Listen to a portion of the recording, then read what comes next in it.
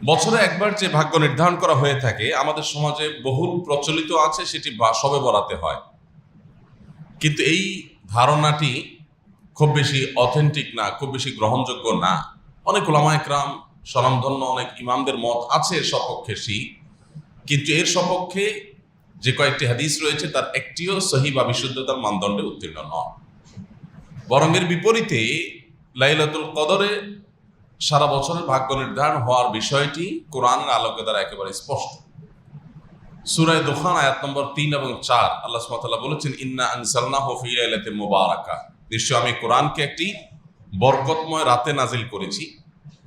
ইন্না কুন্না মুনজিলিন, আল্লাহ সুবহানাহু ওয়া তাআলা বলছেন তিনি এই কোরআনকে অবতীর্ণকারী, তিনি অবতীর্ণ করেছেন এই কোরআনকে একটি বরকতময় রাতে। আর যেই বরকতময় রাতে কোরআন নাজিল করেছেন আল্লাহ তাআলা, সেই বরকতময় রাতের নাম কি? লাইলাতুল কদর। কারণ আরেক আয়াত বলছে ইন্না আনজালনাহু ফি লাইলাতুল কদর, এখানে ইঙ্গিতে বলেছেন আর এক জায়গায় স্পষ্ট করেছেন। তাহলে আল্লাহ বলেছেন যে একটি বরকতময় রাতে কোরআন নাজিল করেছে, অর্থাৎ শবে কদরে কোরআন নাজিল হয়েছে। ফিহা ইউফরাকু কুল্লু আমরিন হাকিম, পরের আয়াতে বলছেন সেই রাতেই, যে রাতে কোরআন নাজিল করা হয়েছে সেই রাতেই সব গুরুত্বপূর্ণ বিষয়সমূহ ধার্য করা হয়। পরিষ্কার একেবারে যে মানুষের ভাগ্য নির্ধারণ হয়ে থাকে লাইলাতুল কদরে, এবং জমহুর বা বেশিরভাগ উলামাদের ইমামদের মতো এটাই, যে লাইলাতুল কদরে মানুষের ভাগ্য ঠিক হয়ে থাকে। যাই হোক, আমাদের সমাজে শবে বরাতে মসজিদে আমাদের অনেক বেশি ভিড় হওয়ার একটা বড় কারণ হলো আমরা জানি এটি ভাগ্য নির্ধারণী রজনী। সো আমরা এই এক রাতে আল্লাহর ইবাদত বন্দেগী, চোখের পানি, দোয়া দুরুদ করে সারা বছরের যদি ভালো থাকা যায় তো মন্দ কি? এক রাতের দোয়া দরুদে যদি সারা বছর ভালো থাকা যায়, এটা তো ভালো প্রজেক্ট, লাভজনক প্রজেক্ট, লাভজনক ডিল হয়ে গেল। সেজন্য আমরা সাধারণত এই রাতে বেশি মসজিদে ভিড় জমাই। আল্লাহর মাগফিরাতের আশা যদি ভিড় জমাতাম তাহলে আলহামদুলিল্লাহ, সেটা তো অনেক ভালো ছিল। এমনকি মাগফিরাতের জন্য একদিন কান্নাকাটি করে সারা বছর সব গুনাহ, সব পাপাচার রাস্তা খোলা রাখলাম, এটা মাগফিরাত পাওয়ার কোনো পদ্ধতি না। সন্দেহাতীত ভাবে বছরের একটি রাতও ইবাদত বন্দেগী না করে ওই একটা রাতে ইবাদত বন্দেগী করে সেটা অ্যাপ্রিসিয়েট যোগ্য, অন্তত এই টেন্ডেন্সিটা অ্যাপ্রিসিয়েট যোগ্য। কিন্তু পদ্ধতিটা আরো যৌক্তিক হওয়া দরকার, আরো দলিল সমৃদ্ধ হওয়া দরকার, আরো সুন্দর হওয়া দরকার। ভাইরা আমার, আল্লাহ রাব্বুল আলামিন লাইলাতুন নিসফি মিন শাবান বা মধ্য শাবানের রজনীতে মানুষকে সাধারণ ক্ষমা ঘোষণা করেন। সাধারণ ক্ষমার এই ঘোষণা কিন্তু প্রতি রাতেও একটা সময় থাকে, হয়তো যেটাকে আমরা লাইলাতুন নিসফি মিন শাবান বা মধ্য শাবানের রাত বলছি হাদিসের ভাষায়, আর আমাদের দেশীয় ভাষা যেটা আমরা শবে বরাত বলি, হাদিসের ভাষা না এটা, যে সেই লাইলাতুন নিসফি মিন শাবান বা মধ্য শাবানের রাত, এই রাতে আল্লাহ সুবহানাহু ওয়া তাআলা সারা রাত জুড়ে বান্দাকে সাধারণ ক্ষমা ঘোষণা করেন, হিংসুক এবং মুশরিক ছাড়া। এই সাধারণ ক্ষমার ঘোষণাটা প্রতি রাতেই ভোর রাতে দেওয়া হয়। ভোর রাতে আল্লাহ দুনিয়া আসমানে এসে মানুষকে ডেকে ডেকে সাধারণ ক্ষমার অফার করে থাকেন। তো আল্লাহর ক্ষমা লাভের চেষ্টা, এটা প্রশংসনীয়, কিন্তু আমরা আমাদের ভাগ্য সুপ্রসন্ন হওয়ার যে প্রক্রিয়া আমরা অবলম্বন করে থাকি, সেটা আসলে ভাগ্য সুপ্রসন্ন হওয়ার সঠিক প্রক্রিয়া না, অন্তত হাদিস কোরআন সেটি বলে না। আজ আমরা সেজন্য আপনাদেরকে এমন কিছু আমল, এমন কিছু কর্মসূচির কথা জানাতে চাই, যে আমল এবং কর্মসূচিগুলো আমাদের নসিবে ভালো কিছু যেন লিপিবদ্ধ হয় তার জন্য সহায়ক হবে। আমাদের ভাগ্যে যেন আল্লাহ তাআলা ভালো কিছু দেন, আমরা ভাগ্যে যেন ভালো কিছু পাই, আমাদের সৌভাগ্য যেন অর্জন হয়, ভাগ্য যেন সুপ্রসন্ন হয়, সেটার জন্য কিছু আমল, যে আমলগুলোর মাধ্যমে আল্লাহ সুবহানাহু ওয়া তাআলা আমাদের নসিবে ভালো কিছু দিবেন। সেরকম আমলের ভিতরে এক নম্বর আমল হলো বছর জুড়ে সারা বছর ঈমান এবং তাকওয়ার চর্চা করতে থাকা। আপনি সারা বছর যখন ঈমান আনয়ন করলেন, ঈমান ধারণ করলেন, ঈমানকে নবায়ন করলেন, ঈমানকে মজবুত করলেন, ঈমানকে সুদৃঢ় করলেন, ঈমানের পরিচর্যা করলেন, ঈমানের নার্সিং করলেন, ঈমানের খোঁজ খবর নিলেন, ঈমানের যত্ন নিতে থাকলেন, সেই সাথে তাকওয়া অবলম্বন করলেন। তাকওয়া কি? আল্লাহর কাছে হাজির হতে হবে, আল্লাহর সামনে দাঁড়াতে হবে, সারা জীবনে হিসাব দিতে হবে, পাই পাই করে প্রত্যেকটা কাজের জন্য হয় পুরস্কার নয় তিরস্কারের মুখোমুখি হতে হবে। এই চেতনা থেকে, এই বিশ্বাস থেকে, এই ধারণা থেকে আল্লাহর সমস্ত আদেশ এবং নিষেধগুলোকে মেনে চলা, এর নাম হলো তাকওয়া।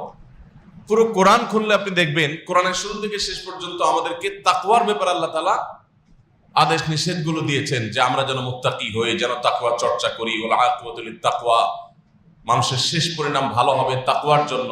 ওয়াল আকিবাতু লিল মুত্তাকিন, মুত্তাকিদের জন্য শুভ পরিণাম হবে। জান্নাত সম্পর্কে বলেছেন উইদ্দাত লিল মুত্তাকিন, এটা মুত্তাকিদের জন্যই প্রস্তুত করা হয়েছে। কোরআন সম্পর্কে বলেছেন হুদাল লিল মুত্তাকিন, এটা মুত্তাকিদেরকেই পথ দেখাবে। গোটা কোরআন দেখবেন যে সমস্ত আয়োজন মুত্তাকিদের জন্য। সেই মুত্তাকি হলো সে যার অন্তরে আল্লাহর ভয় সদা জাগ্রত থাকে। কোনো কাজ করতে গেলে মাথায় চলে আসে আল্লাহ দেখছেন, আল্লাহ তাআলা আমার এই কাজের উপযুক্ত বিনিময়ের মুখোমুখি করবেন, ভালো হলে পুরস্কার, মন্দ হলে তিরস্কার। এই বিশ্বাস, এই চেতনা অন্তরে সদা জাগ্রত রাখা এবং সেই বিশ্বাসের চেতনা আমাকে পরিচালিত করবে, এটা ধারণ করতে পারার নাম হলো তাকওয়া। তো এই তাকওয়া যদি সারা বছর জুড়ে থাকে তাহলে আপনার ভাগ্য, আমাদের ভাগ্য সুপ্রসন্ন হবে, নসিব আল্লাহ ভালো কিছু দিবেন। কারণ অচল মেশিন কি আমরা শুধুমাত্র এই মেশিনটা টিকে আছে, টিকে থাকা নির্দিষ্ট সময় পর্যন্ত যে প্রয়োজন আছে সেই প্রয়োজনে যতটুকু যা দরকার আমরা তা করি। এর বাইরে অতিরিক্ত নিয়মিত তেল, মোবিল ইত্যাদি দেওয়া, অতিরিক্ত পরিচর্যা, এটা আমরা অচল মেশিনকে করি না। আপনার একটা ফ্যাক্টরি আছে, একটা অচল মেশিন আছে, কিছু সচল মেশিন আছে। আপনি সচল মেশিনগুলোকে প্রতিদিন একবার করে মুছবেন, পরিষ্কার করবেন, তেল মোবিল তো দেবেনই, বিদ্যুৎ সরবরাহ করবেন, লাইন দিবেন, সবকিছু করবেন। কিন্তু যেটা অচল মেশিন আছে, অচল মেশিনটা অচল মেশিন বলে রাস্তায় ফেলে দিবেন না, থাকার একটা সুযোগ করে দিবেন। অর্থাৎ আপনার কারখানার শেডের ভিতরেই থাকবে, আরো যা যা দরকার মিনিমাম সেটা দিবেন।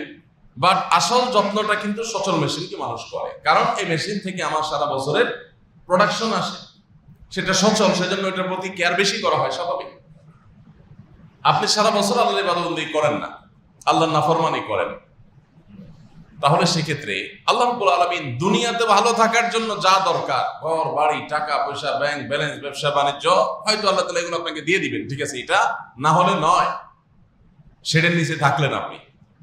বাট আসল যত্ন যেটা, সেটা আল্লাহ রাব্বুল আলামিন তার ঈমানদার ও মুত্তাকি বান্দাদেরকে দিবেন। যেভাবে আমরা আমাদের সচল মেশিনগুলোকে আসল যত্নটা করি, মন থেকে যত্নটা করি, কারণ এখান থেকে আমার প্রোডাকশনটা আসে, আল্লাহর আনুগত্য করে, আল্লাহর গোলামি করে, তারা আল্লাহ রাব্বুল আলামিনের আসল রহমতটা লাভ করে।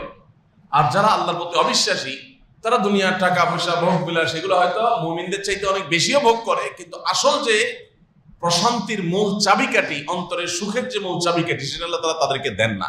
এই জন্য সকল যুগে, সকল সভ্যতায়, সব সমাজে আল্লাহর প্রতি ঈমান আনা মানুষগুলো তুলনামূলকভাবে মানসিক প্রশান্তি বেশি লাভ করে, তাদেরকে আল্লাহ তাআলা সুখটা বেশি দান করেন। আর আল্লাহর প্রতি যাদের ঈমান নাই, বেঈমান, তাদেরকে আল্লাহ তাআলা বাহ্যিক উপকরণ অনেক বেশি দেন, কিন্তু তারা ডিপ্রেশনে ভোগে, তাদের মানসিক শান্তি কখনো হয় না। তো এই জন্য আমাদের নসিবে ভালো কিছু আল্লাহ রাব্বুল আলামিন রাখুক, সত্যিকারের প্রশান্তি, সত্যিকারের সুখ, অন্তরের সুখ, সেটা আল্লাহ তাআলা দেখ। এটা যদি আমরা চাই তাহলে বছর জুড়ে ইবাদত বন্দেগী করতে হবে। এক রাতের ইবাদত বন্দেগী কোনো যুক্তিতেই সারা বছর ভালো থাকার জন্য যথেষ্ট নয়। আপনি এক রাত বেশি ইবাদত করতে পারেন, কিন্তু বছর জুড়ে আপনার ইবাদত বন্দেগী করতে হবে। কোন নেতা, কোন জনপ্রতিনিধি, তার কর্মী, সে যদি সারা বছর নেতা সাহেবের আশপাশেও না থাকে, নিজের ধান্দা ঘুরে চাঁদাবাজি করে, মাস্তানি করে, পাড়ায় পাড়ায়, মহল্লা মহল্লা নিজের মতো নিজে চলে খায়, নেতা সাহেবের ধারে কাছেও আসে না, তার জমা খরচও দেয় না, তার কোনো কাজেও আসে না, হঠাৎ করে নেতা সাহেবের কাছে যখন কোনো ত্রাণের লট চলে আসে, তার কাছে যখন কোনো বরাদ্দ চলে আসে, কোনো বাজেট চলে আসে, হ্যাঁ, তখন যদি ওই কর্মী এসে হাজির হয়ে যায় যে এখন তো ভাগযোগ হবে, সো আমি এখন এসে হাজির হয়ে গেলাম, নেতা সাহেব তাকে দিবে না ঘাট ধাক্কা দিবে?